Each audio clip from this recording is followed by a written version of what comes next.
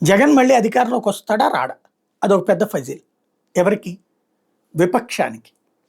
నిజమా? విపక్షం ఎవరు? జగన్‌కి విపక్షం. అంటే ప్రస్తుతం అధికార పక్షం. జగన్ వెళ్తే జనం ఎందుకు ఎగబడుతున్నారు? అతన్ని కంట్రోల్ చేయాలి.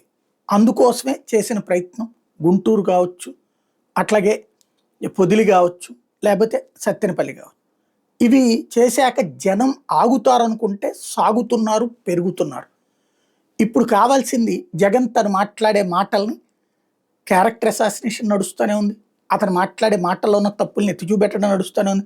మాట్లాడడం రానోడు, లేకపోతే బీహార్ లాగా మారుస్తాడు, బెట్టింగులు ప్రోత్సహిస్తాడు, లేకపోతే గజ్జాయి బ్యాచ్ని వెంట పెట్టుకు తిరుగుతాడు, ఇది అన్నటువంటిది. ఈ విమర్శలతో ప్రజలు దూరం అవ్వాల్సింది పోయి దగ్గర అవుతున్నారు. ఇదే అయోమయం కిందన మారుతోంది. అదే పెద్ద ఫజిల్గా మారుతోంది. అదే సందర్భంలో జగన్ లేని రాష్ట్రం అయితేనే బాగుపడుతుంది, రాబోయే 25 ఏళ్ళు కాదు 2047 నాటికి భారతదేశంలోనే అతిపెద్దదైనటువంటి మహారాష్ట్ర కంటే అభివృద్ధి చేయాలి అన్నటువంటి నా సంకల్పానికి జగన్ అనేటటువంటి వాడు ఎదురవుతున్నాడు అన్నటువంటి చంద్రబాబు పదే పదే చెప్పుకొస్తుంది. అంటే ప్రజల్లోకి జగన్ ఉంటే రాష్ట్రం ఓ 25-30 ఏళ్ళు నాశనం అయిపోతుంది, అదే తానుంటే 25-30 ఏళ్లలో ముంబైని తయారు చేస్తాను, లేకపోతే చెన్నైని తయారు చేస్తాను, బెంగళూరుని తయారు చేస్తాను అన్నటువంటి ఆ మాట అంటున్నప్పుడు జనం ఇక జగన్ని దూరం పెడతారు అన్నటువంటిది నమ్ముతున్నారు.